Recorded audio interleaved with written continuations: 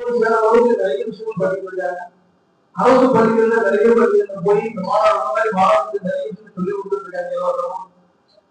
இன்னைக்கு நம்ம பள்ளிகள் வந்து நம்ம ரொம்ப பெரிய விஷயம் ஒரு முதல் விஷயம் அவங்க தேடி வந்து உங்களுக்கு நிறைய விஷயம் சொல்லவும் அப்படிங்கிறதுக்காக சார் வந்திருக்காங்க. நிறைய விஷயங்கள் சொல்லுவாங்க. சார் பேசும்போது அவருடைய குரல் வந்து உங்களுக்கு தெளிப்பட சொல்றாங்க.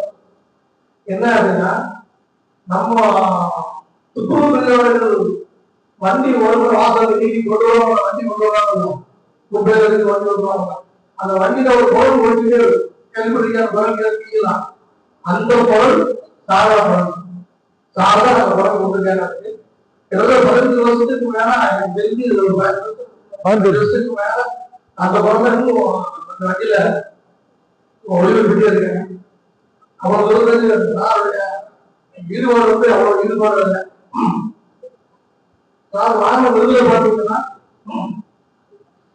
ராவுஜி விருது, கலைஞர் விருது,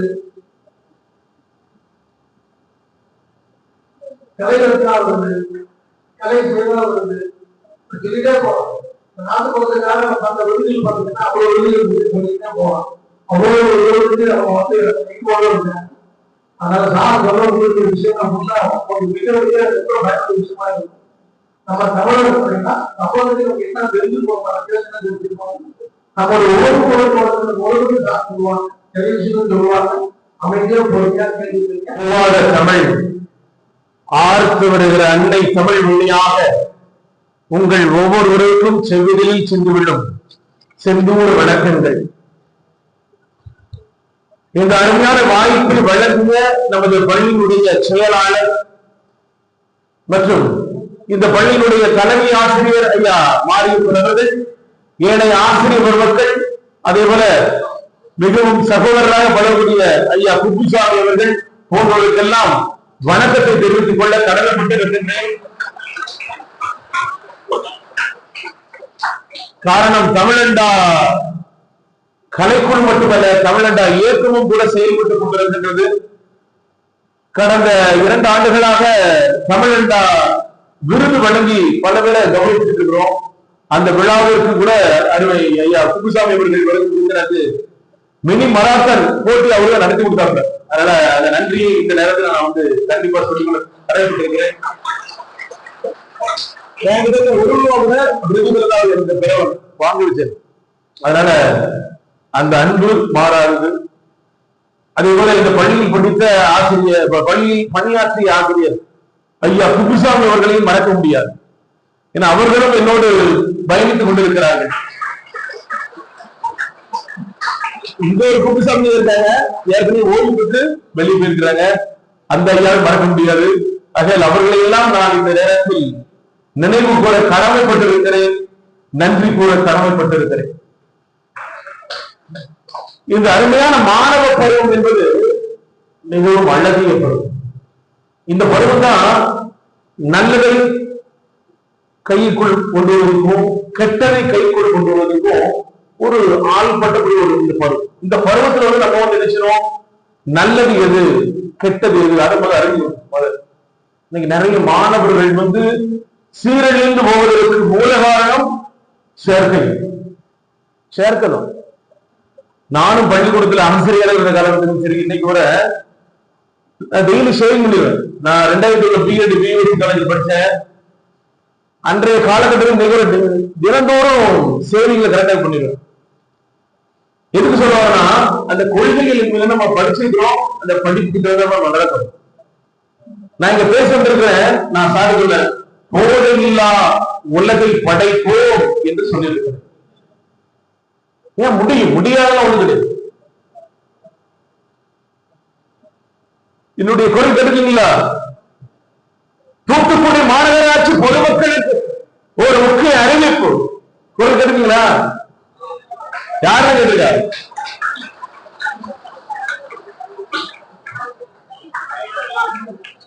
ஆனா என்ன போல பண்ணிக்கிட்டு இருக்க வாவல கேட்டுக்கீங்களா?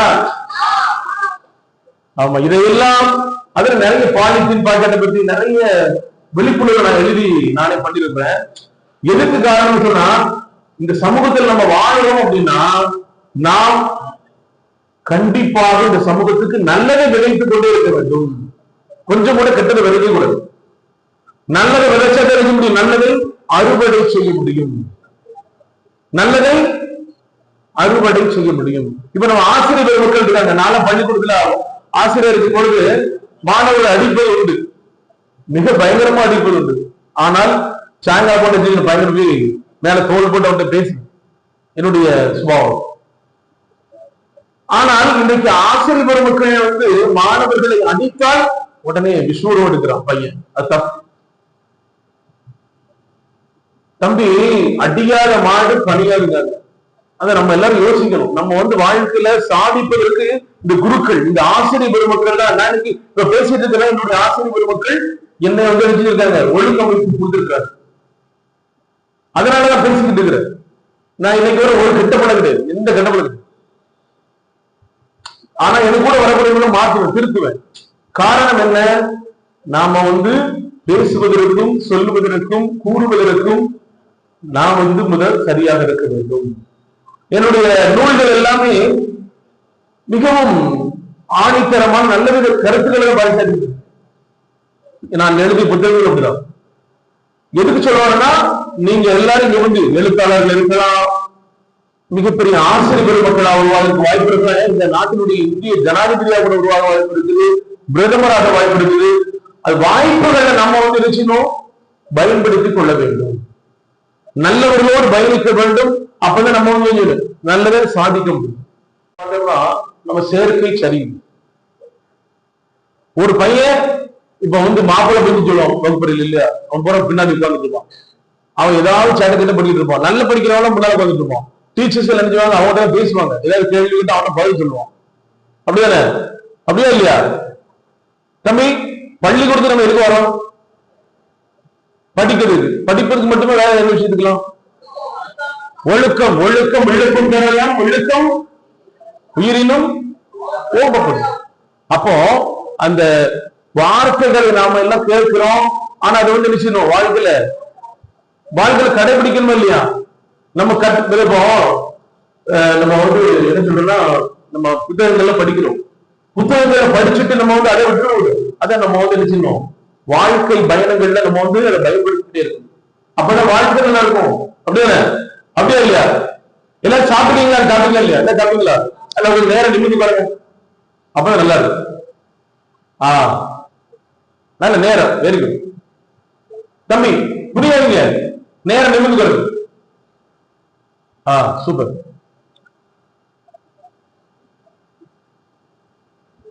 ஒப்புக்கு பிடிச்ச வண்டி என் வண்டி என்று எஸ்ஏவி ஸ்கூல் வந்த வண்டி, எஸ்ஏவி ஸ்கூல் வந்த வண்டி என் வண்டி என்று ராஜயோகா பாடு வண்டி. காலையும் நல்ல காலம் என் கால இருந்தோ கண்ணுக்கு கால, காலையும் நல்ல கால என் கால இருந்தோ கோட்டை கோடி முற்றி கால. ஆக வாழ்க்கையில நாம எதையாவது செய்யணும், சாதிக்கணுங்கிற சிந்தனை ஒவ்வொரு நொடியும் ஒவ்வொரு நேரமும் நம்ம என்ன செஞ்சுட்டோம், பதிவு செஞ்சுட்டே இருக்கணும்.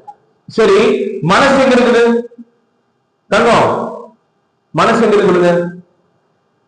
எங்கம்மா இருக்கு?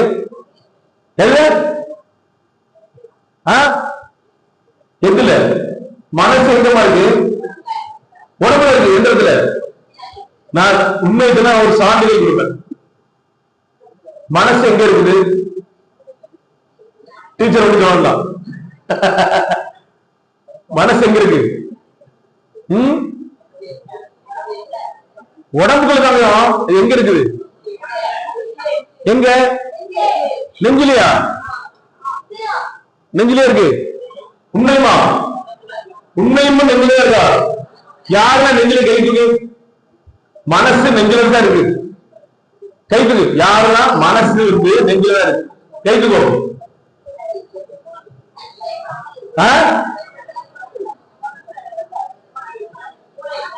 மூளை. Okay, super. சரி, மூளை யார் சொல்றது? மூளை எல்லாரும் கேட்டுப்பா, எல்லாரும் கேட்டுங்க. Very good super. மூளையினுடைய செயல்பாடுகளின் தொகுப்பு தான் மனசு. மனசுங்கதான் இருக்கு. CPU இருந்தா கம்ப்யூட்டர் வேலை செய்ய முடியுதானே? அதே போல இந்த மூளை இருந்தா விஷயம் இந்த உடலே இயங்கும். அப்படிதானே? அப்படிதானே தம்பி? அப்படிதான் நம்ம பேர் மூளை சொல்லுது. சாமுவேல் தான். அப்போ மூளையினுடைய செயல்பாடுகளின் தொகுப்பு தான் மனசு. அதான் சிக்மண்ட் ஃப்ராய்டு உளவியல் அறிஞர் சொல்றாரு, உளவியல் கருத்தை சொல்றாரு, மனிதன் எதை எண்ணுகிறானோ அதுவாக மாறுதான் சொல்றோம். சொல்றோம் இல்லையா? அப்ப எண்ணங்கள் ஒரு மூணா பிரிக்கிறது. ஈர்ப்பு, ஈகோ, சூப்பர் ஈகோ, அடிப்பணம், தடுமணம், மேல் மனம் சொல்லி மூணா பிரிக்கிறது மனசு. நான் நல்லதையெல்லாம் நான் பேசிட்டு இருக்கிறேன், நான் சூப்பர் ஈகோ வழியா பேசிட்டு இருக்கிறேன். அவரு அடிமனசன் தம்பி புரியுதா? புரியுதா? தம்பி கவனி, புரியுதா இல்லையா? மனசு எத்தனை பாகம் வச்சிருக்காங்க? மூணா. ஈத்து, ஈகோ, சூப்பர் ஈகோ, அடிமனம், நடுமனம், மேல்மனம். அப்போ நான் நல்லதையெல்லாம் பேசிக் கொண்டு இருக்கிறேன் என்று சொன்னால் சூப்பர் ஈகோ வழியா?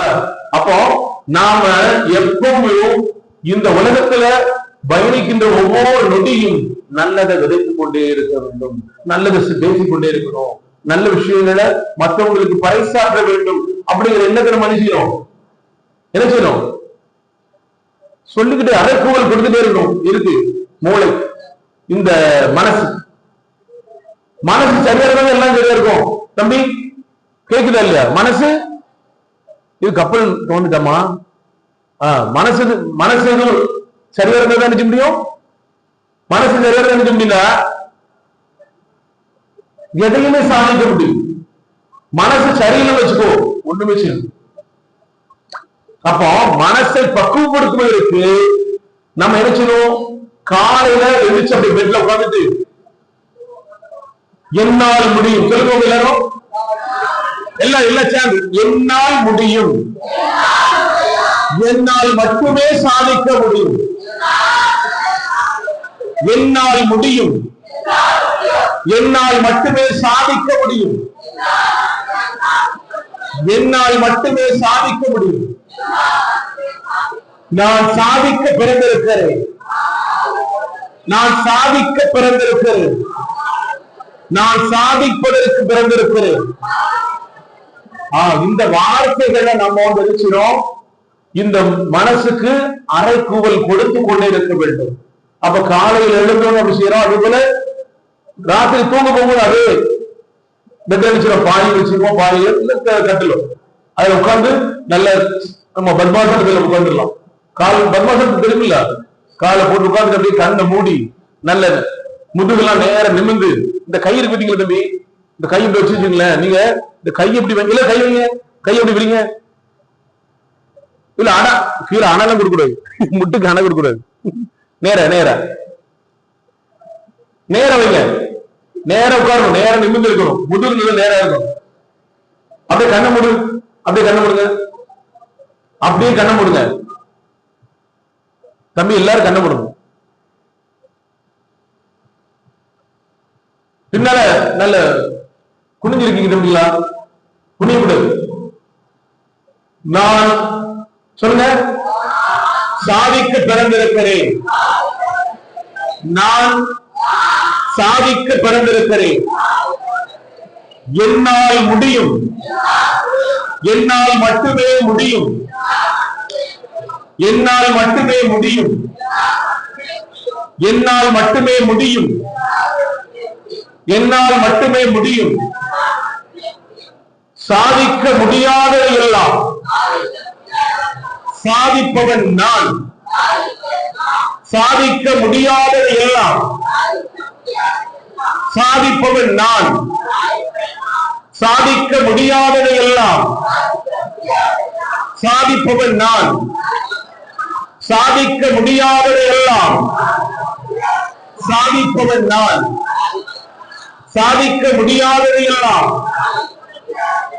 சாதிப்பவன் நான், சாதிக்க முடியாததை எல்லாம் சாதிப்பவன் நான். தம்பி ப்ளூ கலர் சட்டை சொல்றது கேட்க மாட்டேங்கிறீங்களா? சரி, இப்போ எல்லாரும் கண்ணை தரங்க. இந்த கைய என்ன செஞ்சது? இந்த கையில என்ன செஞ்சுமா? சுருன்னு பிடிச்சதா? நடுவுல பிடிச்சதா? அப்போ ஒவ்வொரு மனிதர்களிடமும் ஒவ்வொரு சக்தி இருக்கிறது. நாம் சாதிக்க வேண்டும் என்று சொன்னால் இந்த சக்தியை நம்ம விளக்கில பயன்படுத்தலாம். இந்த சக்தியை பயன்படுத்தலாம். நாம நீங்க எதை ஆக நினைக்கிறீங்களா? டெய்லி உட்கார்ந்து போதும், ஒரு 20 நிமிடம் இருந்தால் போதும், மனசெல்லாம் அப்படி கட்டமைப்புல மாறி, மனசெல்லாம் என்ன செஞ்சிடும்? மாறிடும். முடியும். நீ தினந்தோறும் பண்ணுமா? நான் நிறைய பள்ளிக்கூடத்துல போய் சொல்லியிருக்கிறேன். நிறைய மாணவர்கள் கேட்பாங்க, ஒரு சிலர் கேட்காம இருக்கிறாங்க. கேட்டவங்க எல்லாம் செஞ்சிருக்கிறாங்கன்னா நல்ல மதிப்பெண் எடுத்துக்கலாம். நிறைய பேர் தூத்துக்குடி நம்ம பார்ல வழக்கறிஞர்களா இருக்கிற நிறைய பேர். எதுக்கு சொல்ல வரனா, ஒரு வார்த்தை ஒரு மனிதனை மேம்பட செய்கிறது. வார்த்தை தான் ஒரு மனிதனை வாழ செய்கிறது. வார்த்தை தான் ஒரு மனிதனை வாழ்வதற்கு செய்கிறது. நிறைய பேருக்கு தற்கொலை எண்ணங்கள் இருக்கு தூண்டுகிறது சொன்னால் எண்ணங்கள் சரியாக இல்லை. எண்ணங்கள் சரியாக இல்லை. அப்ப எண்ணங்கள் சரியாக இருக்க வேண்டும் என்று சொன்னால் நம்ம என்ன செய்யணும்? அந்த எண்ணத்தை கட்டமைப்புகளை கொண்டு வந்துட்டே இருக்கும். நீ எவ்வளவுதான் ஆனாலும் சரி, நான் இந்த அடைப்பை விட்டு வெளியே வரமாட்டேன், இந்த கோட்டையை விட்டு வெளியே மாற மாட்டேன், இந்த சிந்தனையை விட்டு வெளியே வரமாட்டேன். நம்ம உறுதி எடுக்கணும். இப்ப நம்ம ஒரு உறுதிமொழி இருக்குமா? எல்லாரும் எந்திரிங்க. ஒரு உறுதிமொழி போடி, அதாவது ஜூன் 26ஆம் தேதி சர்வதேச போதை ஒழிப்பு தினம். வர 26ஆம் தேதி சர்வதேச போதை ஒழிப்பு தினம். புரியுதா? இல்லையா? நம்ம நேரம் இருந்தாரு இளம் தங்கம் தம்பி, நேரம் இல்லைங்க. சர்வதேச போதை ஒழிப்பு இன்னைக்கு ஜனவரி ஜூன் 26. இந்த வர 26.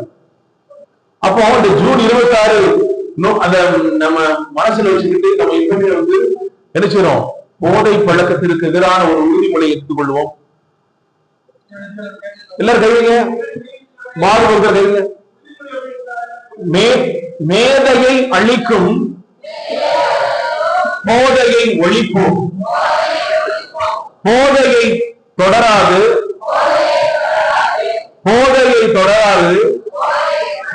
சாதனை படைப்போம்.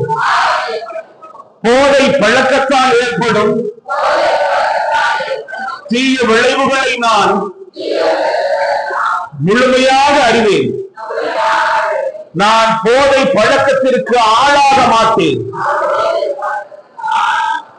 மேலும் எனது குடும்பத்தினரையும் நண்பர்களையும் போதை பழக்கத்திற்கு ஆளாகாமல் தடுத்து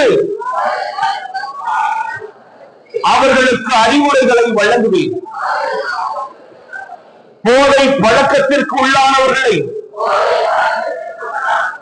மீட்டெடுத்து அவர்களை நல்வழிப்படுத்த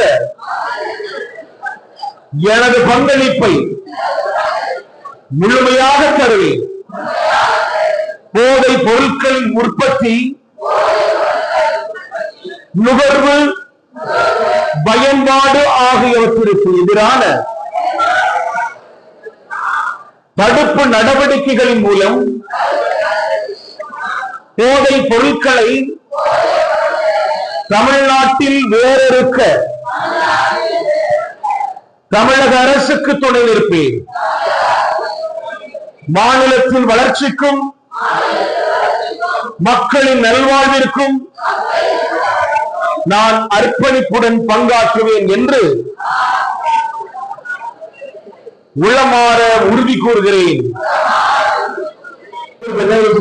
எனக்கு பேர் ஒண்ணுமே கிடையாது.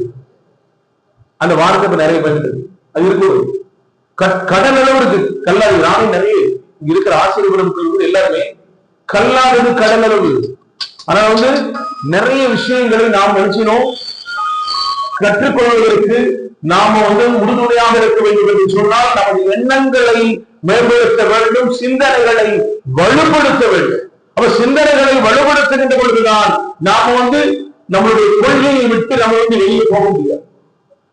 படிக்கிற காலங்களில் ஆசிரியர் பெருமக்களை யாரெல்லாம் என்ன செய்யறாங்க, அண்டி அணுகி அவர்களிடம் பண்போடு பாசத்தோடு இருக்கிறார்களோ அவர்கள் என்ன செய்யறாங்க, ஜொலிக்கிறார்கள், ஜெயிக்கிறார்கள், சாதனை படைக்கிறார்கள்.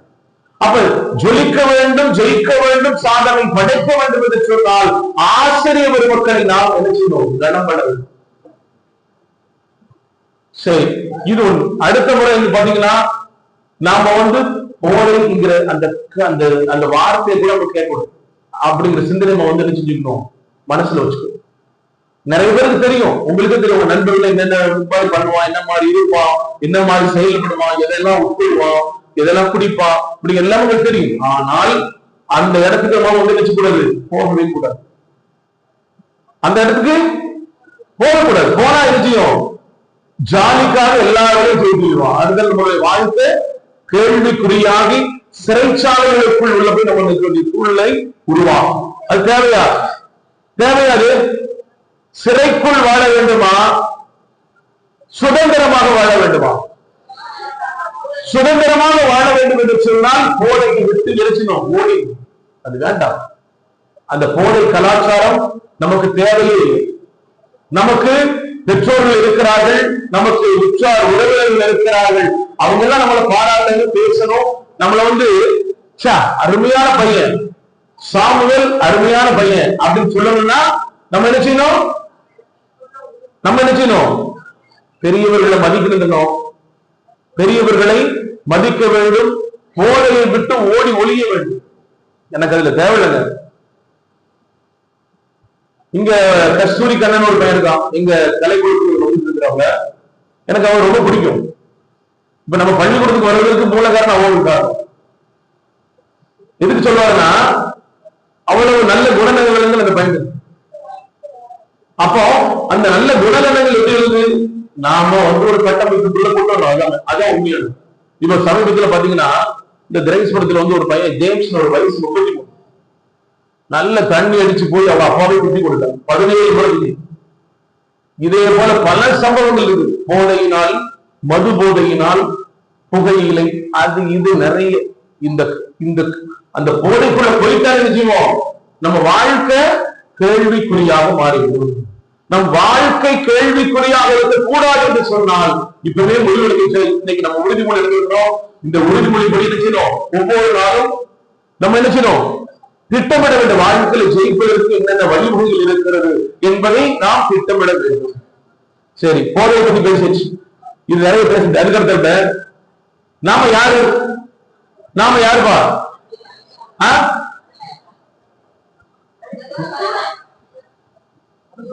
மனிதர்கள், மனுஷங்க.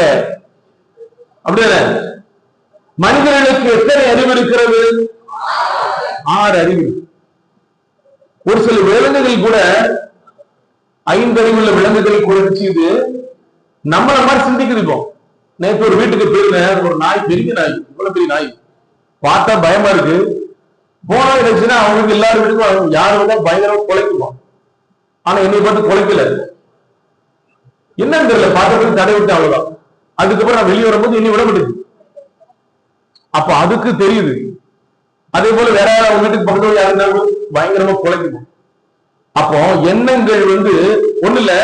நான் இப்போ நம்ம தலைமை ஆசிரியர் மாரியமலை போன்ல பேசினேன், தொலைபேசியில பேசிக்கிட்ட பொழுது நான் இன்னைக்கு வரலாம் சொல்லி கேட்கும் பொழுது சொன்னேன், கண்டிப்பா வரணும்னு சொல்லிட்டு.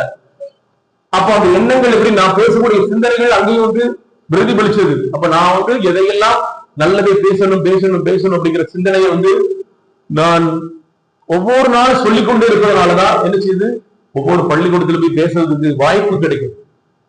புரியுங்களா? அதே போல நாம் நல்லதை விதைக்க வேண்டும், நல்லதை விதைக்க வேண்டும் என்று ஒவ்வொருத்தரும் நினைச்சு விதைச்சுக்கிட்டே இருக்கலாம். சரி, நம்ம தமிழ் பண்பாடு என்ன? உடைகள், வேட்டி, சட்டை, சேலை, இல்லையா? இப்ப நம்ம அதெல்லாம் விட்டு வெளியே வந்துட்டோம். நான் இப்ப இந்த வரதுக்கு வேட்டி கிட்டி இல்லாம யோசனை வேண்டாம். சரி, நம்ம வந்து பேண்ட் போட்டு போயிடுவோம் வந்தேன். நான் யோசிச்சு வந்து வேட்டி தான். எதுக்கு சொல்ல வரேன்னா, நம்ம வந்து நம்முடைய ஆடைகள் வந்து வேட்டி, சட்டை, சேலை. ஆனா நம்ம வந்து நல்ல நாட்கள் கூட திருமண நாட்களில் கூட, குடும்ப விழாக்களில் கூட தமிழர் ஆடைகளை அணிவதற்கு என்ன செய்யறாங்க நம்ம மக்கள் எல்லாரும் யோசிக்க ஆரம்பிச்சிட்டாங்க. அதுக்கு அடுத்தால பாத்தீங்கன்னா ஆடை கலாச்சாரம் இப்படி. அடுத்தால பாத்தீங்கன்னா பரோட்டா எங்குள்ள சாப்பாடுப்பா. பரோட்டா எங்குள்ள சாப்பாடு? பரோட்டா தமிழரின் உணவா இல்லையா? இல்லையா? எங்க எங்குள்ள உணவு? எங்குள்ள உணவு கழுகுமலையா? சரி, எங்க எங்குள்ள உணவு மாதிரி? எந்த நாட்டு உணவு? பஞ்சாபா? தூத்துக்குடியில 6000 பரோட்டா கிடைக்குது, 4000 பிரியாணி கிடைக்குது. இந்த பரோட்டா எங்குள்ள உணவு? எந்த நாட்டு உணவு? சரி, பரோட்டாவும் பிரியாணியும் எங்குள்ள உணவு என்றால் அரபு நாட்டு உணவு. எங்குள்ள உணவு? அங்க குதிரை இல்ல, குதிரை, குதிரைக்கு போடுவான் பரோட்டா. நம்ம எல்லாம் குதிரையாப்பா? நம்ம குதிரையா? அதாவது பரோட்டா செமிப்பதற்கு ரொம்ப நேரம் ஆகும். பரோட்டா செமிக்கிறதுக்கு அது வாட்ட கிடக்கு. அந்த பரோட்டா எந்த உணவு? அரபு நாட்டு. பிரியாணிங்க எந்த நாட்டு உணவு? அரபு நாட்டு உணவு. பாகிஸ்தான் கிடையாது, அரபு நாடுகள் எங்க இருக்குது? ஈரான், ஈராக் சொல்றாங்க இல்லையா? இப்ப அந்த பகுதியில் உள்ள அரபு நாடுகள் உணவுகளை வந்து நம்ம நினைச்சிருக்கி சாப்பிட்டு இருக்கிறோம். பரோட்டா சாப்பிடாம ஒரு சில செத்து போயிருவாங்க. ராத்திரி பரோட்டா சாப்பிட்டு செத்து போயிருவாங்க அப்படின்னா. சரி, ஃப்ரைட் ரைஸ், நூடுல்ஸ் எந்த நாட்டு உணவு? என்னமா அது தெளிவா இருக்கீங்களே, சைனாக்கார உணவு இருக்கு. அப்ப நம்ம பாம்பு வெளியில சாப்பிடலாம்ல? சாப்பிடாம சாப்பிடுறதா தம்பி? ஃப்ரைட் ரைஸ், நூடுல்ஸ் சாப்பிடும் பொழுது சும்மா பள்ளி பாச்சா எல்லாத்தையும் போட்டு வருது. என்ன சோழியா இருக்கப்பா. சாப்பிட்டா என்ன? அவன் சாப்பிடாங்களா சைனாக்காரன்? எப்படி ஒரு நாள் அது அங்க எடுத்துக்கிறது. நான் சொல்வது, அப்போ அரபு நாட்டு உணவை சாப்பிடுறோம், சைனாக்கார உணவை சாப்பிடுறோம், அப்புறம் பேல்பூரி, பானி பிடிக்கான். அது எங்களுக்கு பாம்பேக்கார வட இந்தியர்களுடைய பேல்பூரி, பானி, அதெல்லாம் நல்ல உணவா? அது எந்த தம்பி நல்ல பிடிக்கோங்க. பரோட்டா மைதா மாவு கேரளா மாநிலத்தில் தடை செய்யப்பட்டிருக்குது இந்த மைதா மாவு. ஏன்னா கோதுமையினுடைய கடைசி கழிவுதான் இந்த மைதா. புரியுதா? புரியுதாமா? கடைசி கழிவு அது வந்து கெமிக்கலால் எல்லாமே வந்து வேதியியல் மாற்றங்களால செய்யப்பட்டிருக்கு. அப்ப அந்த மைதாவை நம்ம சாப்பிட்டு நம்ம வந்து பல நோய்களுக்கு ஆளாக வேண்டுமா? சொல்லுங்க தம்பி, சொல்லுங்க. அதாவது பரோட்டா வந்து மிக மோசமான parotta, biryani, fried rice, bhelpuri, panipuri, fried rice, noodles, இந்த உணவுகளை முழுமையாக நம்ம தவிர்த்திருப்போம். தவிர்த்தாச்சுன்னா 110 வயசு ரூபா. எத்தனை வயசு ரூபா? ஆமா, நம்ம தாத்தா பூட்டினா இருப்பாங்கல்ல, அவங்ககிட்ட கேள்வி போய் சொல்லுவோம். இறந்துருப்போம் ஒரு சிலர், அவங்ககிட்ட கேட்கலாம், வயசானவங்க கேட்கலாம். பச்சை மிளகா 2 எடுத்து கம்மங்கூழு குடிச்சு பாரு. பச்சை மிளகா 2 எடுத்து கம்மங்கூழு குடிச்சு பாரு. கோட வெயில், கொழுத்து வெயில், குழு குழுமே இருக்கும் பார். பச்சை மிளகா 2 எடுத்து கம்மங்கூழு குடிச்சு பாரு. நெஞ்சி வலி வராது, சக்கரை நோய் வராது, இரத்த கொதிப்பு வராது, நரம்பு நோய் வராது. பச்சை மிளகா 2 எடுத்து கம்மங்கூழு குடிச்சு பாரு. உண்மையில்தான் தமிழர்களுடைய உணவு மிகவும் மகத்தானது. தமிழருடைய உணவு மேன்மையானது. நம்ம இன்னைக்கு நான் தமிழன் என்று சொல்வதற்கு கூட நம்ம ரொம்ப தயங்கலாம், ரொம்ப தயங்கலாம். இப்பவும் சொல்றேன், இதுவரை முடிஞ்சு போச்சு. இனிமே நம்ம வந்து அடுத்த கட்டமைப்புல என்ன செய்யணும்? நம்ம உணவுகளை மாற்றி அமைக்கணும். புரியுதுங்களா? தயவு செய்து பரோட்டா சாப்பிடாது. அது பொரித்த பரோட்டா உடலுக்கு ரொம்ப ரொம்ப கேடு. நான் வந்து தூத்துக்குடி இன்னைக்கு எல்லாரும் வடை சாப்பிடுங்களா? கடையில போய் வடை வாங்கி சாப்பிடுங்களா? யாரெல்லாம் கடையில போய் வடை வாங்கி சாப்பிடுங்க? எல்லாரும் சாப்பிடுங்க இல்லையா? அவங்க தம்பி அவங்க இப்போ என்ன பேப்பர் கொடுத்தாங்க? நியூஸ் பேப்பர் எல்லாம் கொடுத்தாங்க. எந்த பக்கம் கொடுத்தாங்களா? நீங்க எப்ப வாங்குனீங்க நியூஸ் பேப்பர்? நியூஸ் பேப்பர்ல விட நேற்று வாங்குனீங்களா?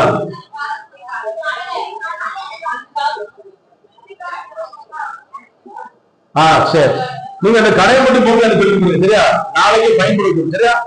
அதாவது இந்த கருப்பு மயிர்கள் இந்த பேரு அந்த நியூஸ் பேப்பர்ல அந்த கருப்பு மை அது வந்து கேன்சர் நோயை உருவாக்கக்கூடிய காரியம். என்னது? கேன்சர் நோய் யாருக்கெல்லாம் கேன்சர் உருவாக்கக்கூடிய கருப்பு மை தான் அந்த நியூஸ் பேப்பர். நான் அதுக்கு ஒரு குறும்படம் எடுத்து நானே நடிச்சிருந்தேன். கருப்பு மை நீங்க யூடியூப்ல போய் பார்க்கலாம். கருப்பு மை நானே நடிச்சிருப்பேன். நடிச்சு அந்த குறும்படத்தை தூத்துக்குடி மாவட்ட ஆட்சித்தலைவராக இருந்த டாக்டர் செந்தில்ராஜ், அப்ப அவரு தூத்துக்குடி கலெக்டர், அவர்கிட்ட சொல்லி கலெக்டர் ஆட்சியில போட வச்சு எல்லாரும் பார்த்ததுக்கு அப்புறம் நம்முடைய தூத்துக்குடி மாவட்டம் முழுமைக்கும் இன்றைக்கு தடை செய்யப்பட்டது. தடை செஞ்சா மட்டும் போதுமா? நான் வந்து 800 டீ கடைக்கு நானே போய் அவனை அந்த ஆளுகளை சட்டம் போட்டு அதை போட்டோ எடுத்து மாவட்ட உணவு பாதுகாப்பு துறைக்கு தகவல் கொடுத்து எல்லாருக்கும் பயணம் போட்டு எல்லாத்தையும் ஓரளவு திருத்தியாச்சு. தூத்துக்குள்ள இருக்கிற மிகப்பெரிய டீ கடைகள் வந்து பாருங்க, வெள்ளை பேப்பர் வர கொடுப்பாங்க. என்ன பேப்பர் கொடுக்காங்க? நீ பாருங்க, வெள்ளை பேப்பர் தான் கொடுப்போம். நியூஸ் பேப்பர்ல கொடுக்க விட மாட்டாங்க. புரியுதா? எதற்கு?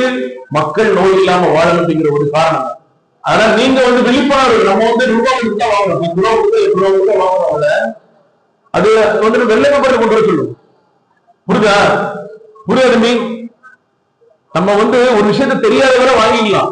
தெரிஞ்சதுக்கு அப்புறம் நினைக்கணும் அந்த பள்ளத்தில் விழுந்திருப்பாரு, அந்த குழியில விழக்கூடாது. குழியில விழக்கூடாது. அப்போ நீங்க வந்து என்ன செய்யணும்? யாரும் வடகட்டை அண்ணாச்சி கலெக்டரே ஆர்டர் போட்டிருக்காரு, உங்க கடைக்கு பயன் போடணும்னு சொல்லுங்க. இப்ப நாளைக்கு ஆளும், நாளைக்கு நான் அதிகாரி அனுப்பிடுவேன்.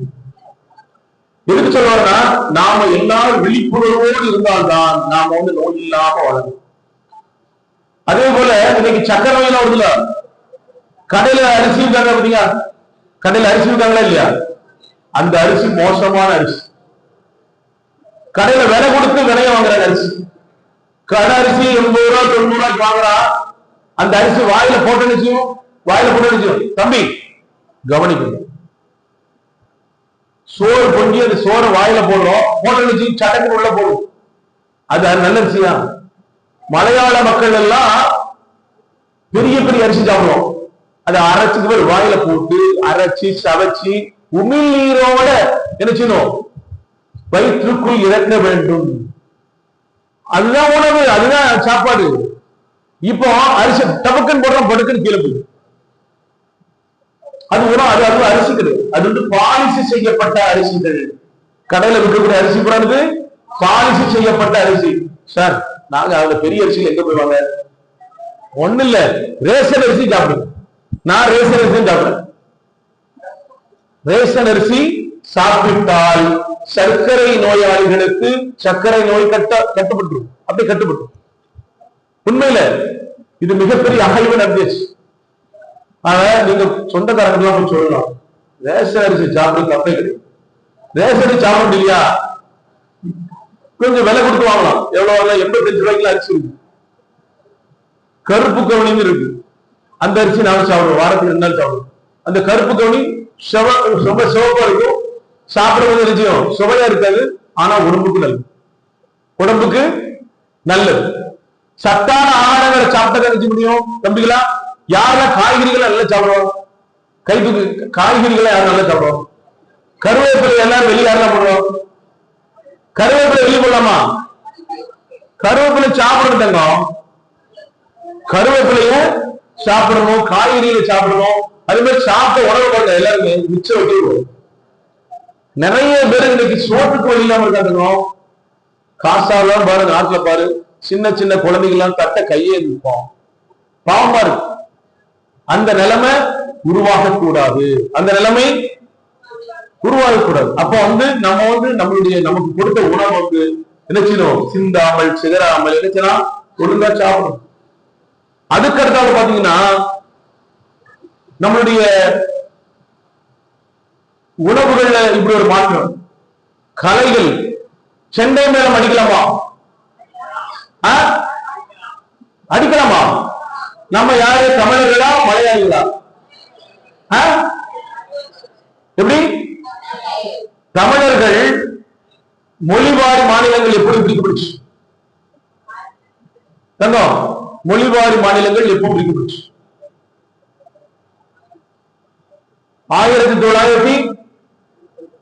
1956 மொழிவாரி மாநிலங்கள் பிரிக்கப்பட்ட பொழுது பண்பாடுகள் எல்லாம் பிரிந்து விட்டது.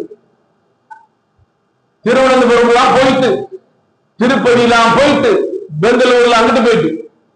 அப்ப மொழிவாரி மாநிலங்கள் பிரித்த பிறகு நம்முடைய பண்பாடு என்ன செய்யுது, கலைகள் எல்லாம் என்ன செய்யுது, மாறி. இப்ப நம்ம கலைகள் என்ன கலைகள், தமிழர் கலைகள் என்ன தெரிஞ்சவங்க சொல்லலாம். தெரிஞ்சவங்க தம்பி பின்னாடி என்ன, கரகாட்டம், சரி, மேளம் என்ன, மேளம் சொல்லுங்க, தப்பாட்டம், பறை, நையாண்டி, நையாண்டி மலர்ல ராஜ மேளம் சொல்லுவாங்க. அடுத்து உரிமை மேளம், அப்புறம் எருதுக்கட்டு மேளம், என்னமா ஓரல் ஓரல் எப்படி, பொய்க்கால் குதிரை. சரி, ஆக சொல்றது இந்த நாசிக் டோல் இருக்கீங்களா, அது எங்க வருது? தமிழ்நாடா? தம்பிகளா, நாசிக் டோல் வட இந்தியர்களுக்கு, இந்திக்காரங்களுக்கு, இந்திக்கார மரத்தை நம்ம தூக்கி தரலாமா? இந்திக்காரங்களுடைய பண்பாடு கொண்டு போகலாமா? அப்ப நம்ம பண்பாடை யாருப்பா சொல்லுப்பா? அது மட்டும் நம்மளுடைய பண்பாடை யார் அடுத்த தலைமுறை உங்களுக்கு யார் கொண்டுருவோம்? நீங்க கேட்டீங்க பாத்தீங்களா, நாசிக் டோல் தமிழ்நாடு நீங்க, சென்னை மேளம் அடிக்கலாம் நீங்க. அப்ப நம்ம பண்பாடை யாரு அடுத்த தலைமுறை கொண்டு போங்க? தம்பி, நம்மளுடைய பண்பாடு அடுத்த தலைமுறை உங்களுக்கு கொண்டு யார் கொண்டு வரணும்? நாசிக் டோல் அடிக்கக்கூடாது தம்பி, செண்டை மேளம் அடிக்கக்கூடாது. ஏன்னா இதனால நம்முடைய பண்பாடு, நம்முடைய கலைகள் அழிந்து கொண்டிருக்கிறது. நம்முடைய கலைகள் அழிந்து கொண்டிருக்கிறது.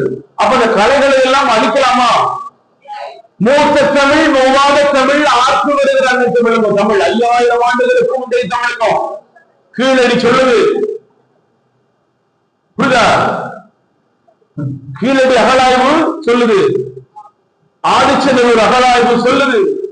நம்ம தமிழ் தான் மூத்த தமிழ், மூவாத தமிழ். நம்ம தமிழில் இருந்துதான் பிரிந்தது மலையாளம், நம்ம தமிழில் இருந்துதான் பிரிந்தது கன்னடம், நம்ம தமிழில் இருந்துதான் பிரிந்தது தெலுங்கு. இதுதான் உண்மை. எல்லா மொழிகளுக்கும் தாய்மொழி தமிழ் தங்கம். அதை நீங்க புரிஞ்சுக்கணும். அப்போ நம்ம தமிழ் மொழியை நம்ம என்ன செய்யணும், பாதுகாக்கணும், மேம்படுத்தணும். நம்ம தமிழ் உச்சரிப்போட நிறைய பேருக்கு உச்சரிப்போட பேசுறதுக்கு ஆட்கள் குறைஞ்சு போச்சு. தமிழ் உச்சரிப்போட பேசுறதுக்கு குறைஞ்சிட்டாங்க. அரசியல்வாதி கூட தமிழ் உச்சரிப்போட பேசுறது கிடையாது. அப்ப அந்த நிலைமை எல்லாம் மாறணும் அப்படின்னா உங்களுடைய தம்பி பேசுறது கேட்க நல்லா இருக்கா இல்லையா, இல்ல கிளம்பிடுவேன். ஏன்னா எல்லாரும் கேட்பதற்காக நான் உட்கார்ந்துருக்கேன். அப்போ இந்த தமிழருடைய பண்பாடுகளை அடுத்த தலைமுறைக்கு கொண்டு செல்வதற்கான வேலைகளை தான் தமிழண்டா கலைக்குழு. நீங்க கலைக்குழு பேரு தமிழண்டா இருக்கும். புரியுதா? அப்ப தமிழருடைய பண்பாடுகளை பாதுகாக்க வேண்டும், தமிழருடைய சிந்தனைகளை பாதுகாக்க வேண்டும், தமிழருடைய உணவுகளை பாதுகாக்க வேண்டும். அடுத்த தமிழருடைய மருத்துவம். கொரோனா காலத்துல யாரெல்லாம் ஊசி போட்டீங்க?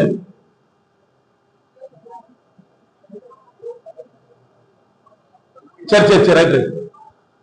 கொரோனா காலத்துல நான் ஊசியே போடணும், ஆனா மாவட்டம் முழுவதும் போயிடுது.